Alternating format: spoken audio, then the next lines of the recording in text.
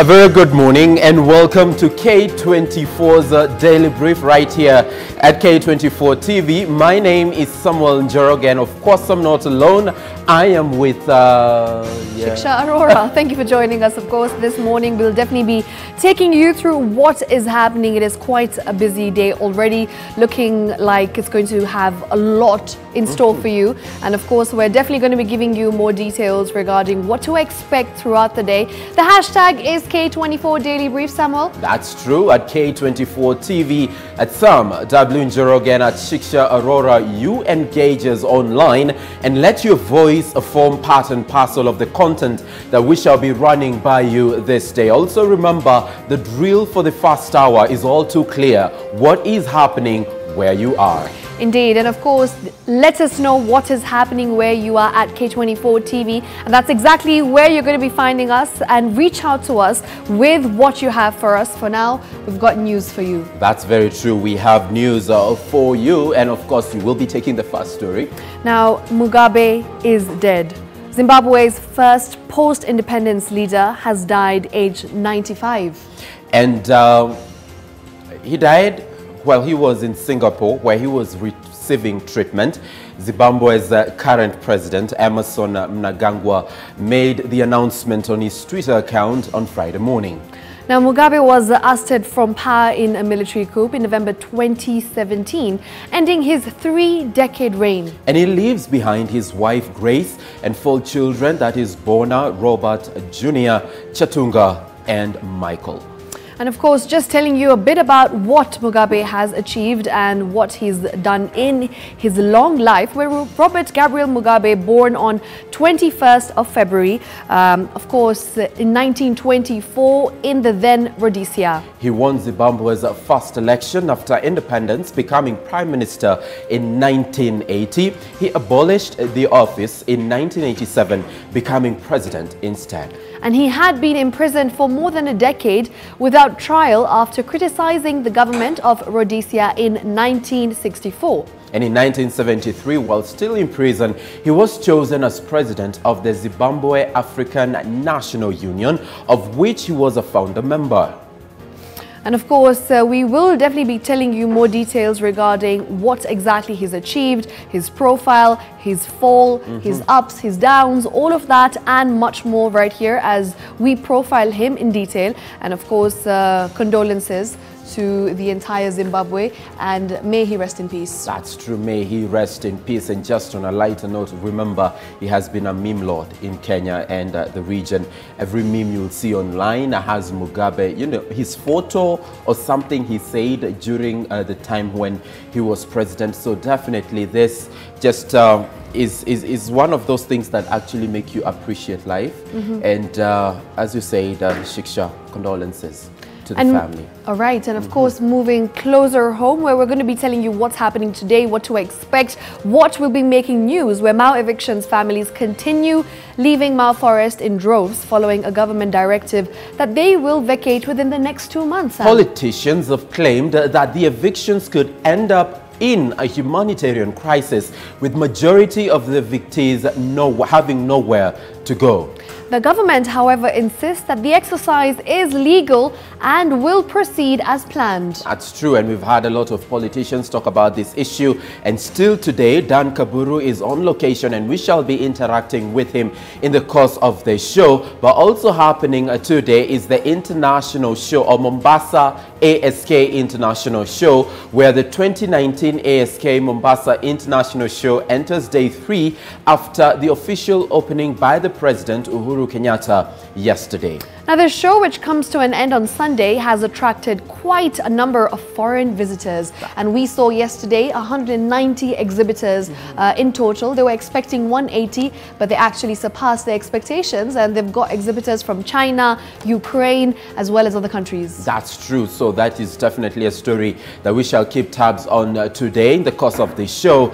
Moving on to other stories, is that High Court Judge Daniel Ogembo is this morning expected to give a ruling on orders granted to the DCI, allowing them to detain Sarah Kamotho, wife of missing Dutch tycoon Top Cohen, for 12 days. Now, her lawyer, Philip Mugabe, has challenged the order given by a Kiambu court. Right, and moving on to other stories of the day is that effluent management is on industrial effluent management, where the National Consultative Forum on Industrial Effluent Management is being held this morning at the Sarova Pan-African Hotel. Now, of course, it's currently going on with Cabinet Secretary for Water and Sanitation, Simon Chelugui, who is the chief guest at the event. So we'll definitely be bringing to you live coverage from that particular event right about now. Absolutely. So let's just cross over there, Shiksha, fast and listening to what Chelugui is saying.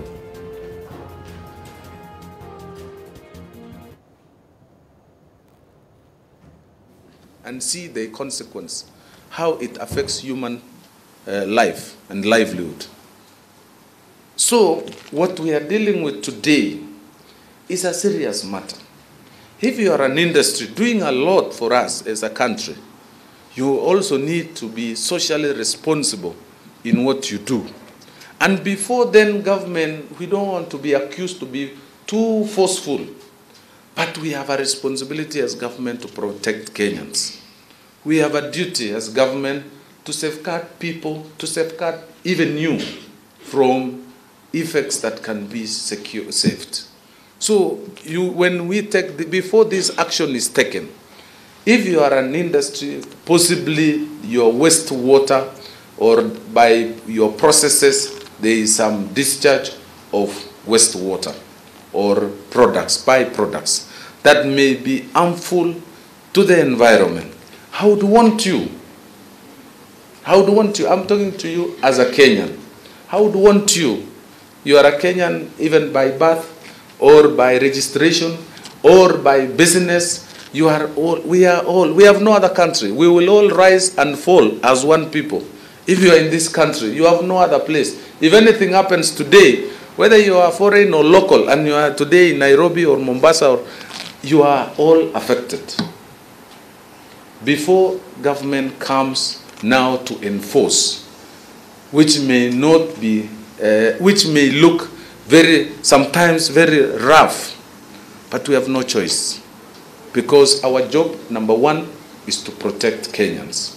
So my appeal to you is, before all this is done, do an internal audit of your own processes, of your own byproducts, of your own effluent. Does it meet the standards that you are licensed to operate? Does it meet, before you discharge to Nairobi sewer lines, which have no capacity in the whole country? All our water treatment plants do not have capacity to treat chemical and heavy metals. We can only treat biological and human waste, separate the 3 stages of treatment. We don't have any process for industrial waste treatment. When you discharge that waste into the pipeline, on the sewer line, on the water, on the river, then you know Kenyans downstream, you are busy killing them. We are killing Kenyans. So that is my appeal to you, and that is my main message to you, members of our business community, our industrialists. That is our main message. Warma, Wara, Wasrep, and all the NEMA and all the enforcing agencies would be happy to assist in helping you to manage. We have already mapped out, and we already know who is polluting. We have a list of 1,404 pollutants from buildings, industries, and also businesses, including garages, car washes, people who are operating trades and mamambogas, and even garbage collectors who dump waste on our rivers, on our services, open services, at night, midnight. You know what Michuki did? Our former minister, he called and met businessmen. They sat in a room and agreed that we are going to stop this behavior. But there were other people who are more clever. They bring the waste at midnight. and dump them. So what my former colleague did, he engaged the street boys, the street children, and he segregated the river and allocated every person a section of the river. So every time that lorry comes at the mid of the night, they dump human waste and all this. They pick the same waste and return back to the same driver who brought it. And that stopped any dumping of waste at all in the river. And in 1 week, the river was clean. So I think we don't want to employ such tactics. We can reason, we can discuss, we can think and resolve this problem. And let us resolve in this room today that in my business, in my industry, in my behavior, because some of these are behavioral, they are cultural, they are things that you do that really beats logic. But if you stop doing that, we will save ourselves a lot. Do you know that Kenya government spent over 67 billion shillings on treatment in our hospitals to treat people suffering from waterborne diseases? 67 billion. 67 billion is spent on treatment, curative. That is the cost of pollution. That is the cost of giving Kenyans polluted water. They suffer from cholera. You've seen cholera even up to hospitals, very serious hospitals in this country. That is the cost of pollution, only along these rivers. So imagine if all these rivers were clean, the entire 67 billion could be used to give you industries, roads, to give you reliable power supply, to give you infrastructural support. And sanitation. That is Simeon Chelugui there. He is at this particular conference. It's all about industrial effluent management. And it will be interesting to see what comes forth from this event, because even how industries have been dealing with waste, it has been an issue that has been discussed. So it will be critical to see what kind of discussion will be held this morning at that particular venue. Right, of course, we saw the backdrop of Samir Industries getting in trouble with NEMA because of toxic waste being released into the river and water bodies. So I guess that's something that will definitely be discussed in this particular briefing, and we'll definitely be covering it right here on K24 Daily Brief. And not just being released. Indeed. Shamelessly being released. As he has reiterated. Now moving on, where today marks the 61st graduation at the University of Nairobi today, where it holds its 61st graduation ceremony at the Chancellor's Court within the university's main campus. Now over 4,100 graduates will be conferred degrees and awarded diplomas by the Chancellor, Dr. Viju Ratansi, and heavy traffic is expected along major roads around the university, including University Way, Chiroma Road, Uhuru Highway and Wayaki Way. Traffic has already started to build up and of course I experienced it this morning starting from around 8 a.m. Crazy traffic. And moving on, is that a week-long fire safety and burns awareness week comes to a close today at the Kenyatta National Hospital. The event aimed at sensitizing the community on effects of fire and burns in the family and how to avoid fire accidents. Some of the activities that will take place or have been taking place during this event include a walk, fire drill, community sensitization in Gikomba, Mukuru kwa Jenga and Mukuru Fuatanyayo.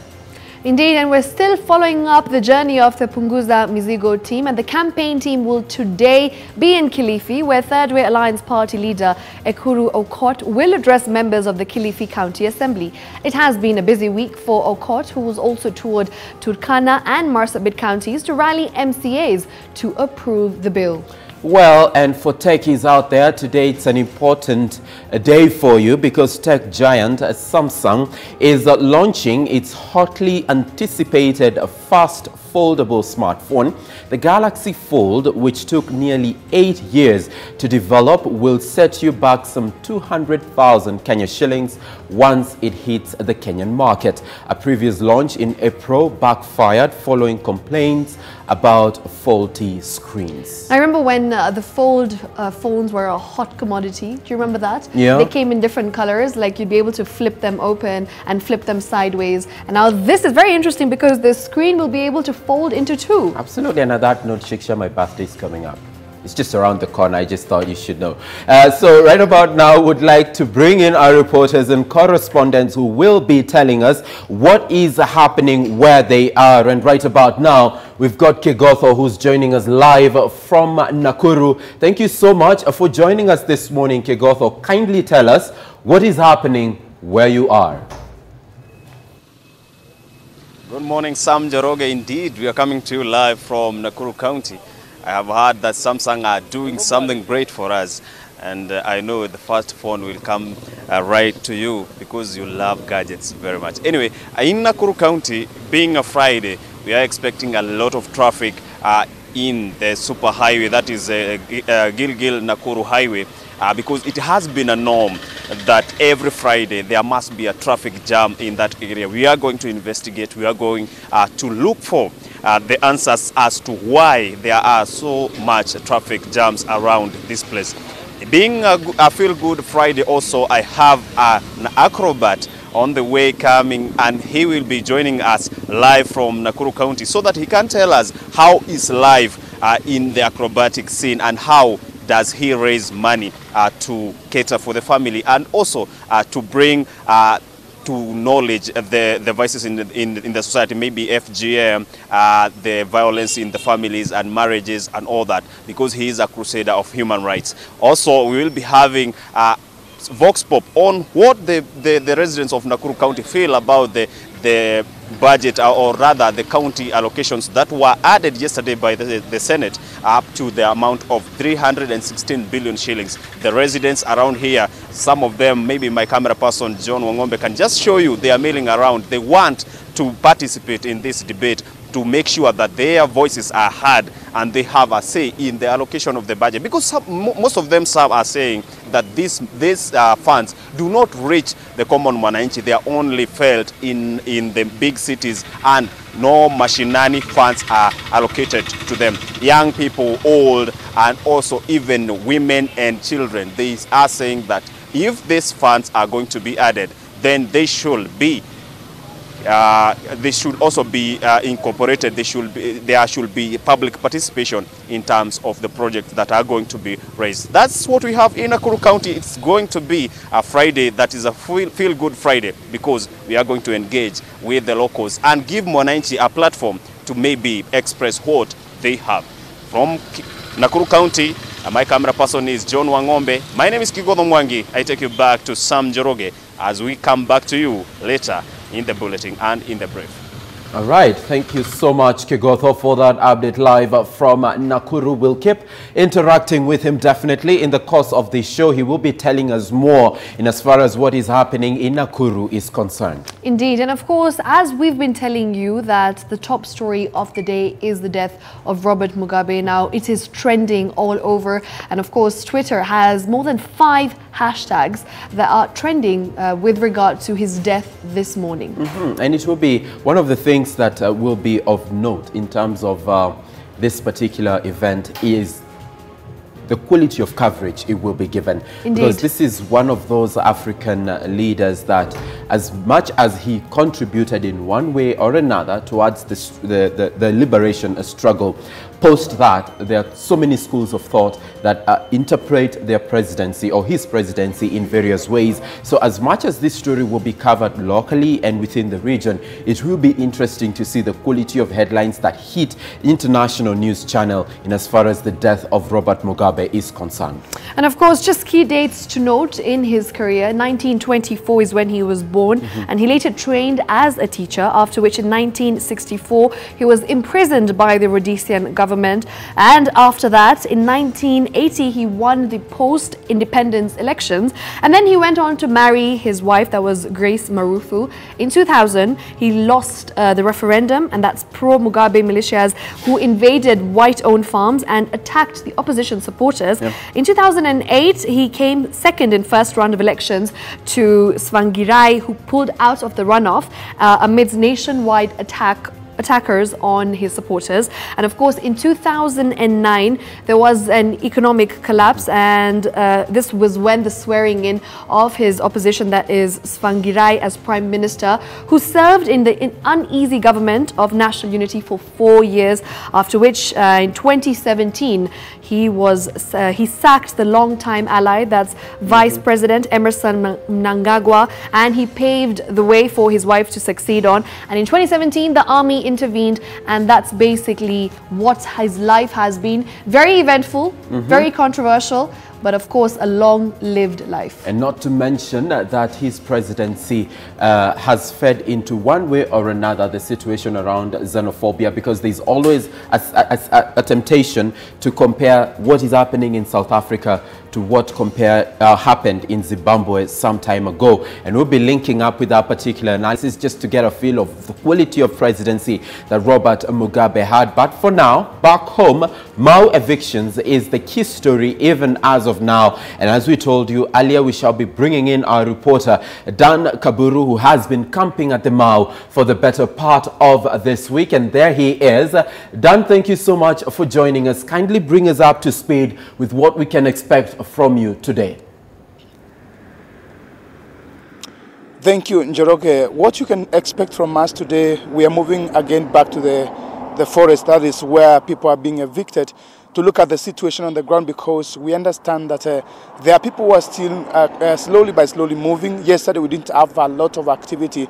We had very few people coming out of the forest, but the last 3 days or so, a lot of people left the forest, and they are keeping on moving one after another. But though many of them are going back again to try and get whatever they can, there's a lot of crop in the farms. Many of them are going back to harvest what they can and taking it out of the forest. Like we mentioned to you yesterday, Njoroge, is that they are now camping in people's homes and other places they can get in the small towns within that area. So today we want to focus and see how they are still moving on, and many of them are still saying they will keep on going, because once the government speaks, it is speaks. So they don't want to be caught up when the eviction force is going to be used, because the government says doesn't want to use any force, so people can voluntarily keep on moving. So they are still moving in, not very many of them today, yesterday, like we witnessed yesterday, but today we expect maybe the numbers would increase, given that, you remember, the government spokesman yesterday said that the evictions, the plan will continue as the government had planned.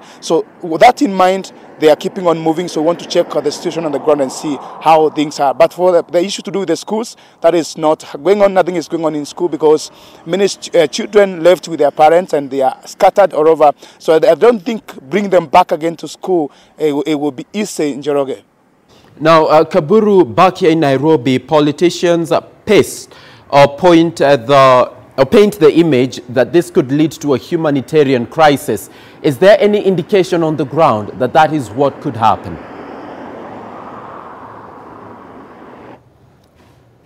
Okay, we'll keep interacting with Dan, and of course we've heard even from the Justice and Legal Affairs Committee Chair in the Senate, that is Samson Cherargei, is among those legislators who are saying that the way this issue is being handled, Shiksha, it could actually contribute to a humanitarian crisis. So it will be important to get from Dan later on whether or not indication on the ground is that we are headed towards that direction. And remember, 60,000 families and of course people are set to be evicted. Now, yes, you are right, it could possibly lead to a humanitarian crisis if it's not handled with utmost care and sensitivity. Right, indeed. For now,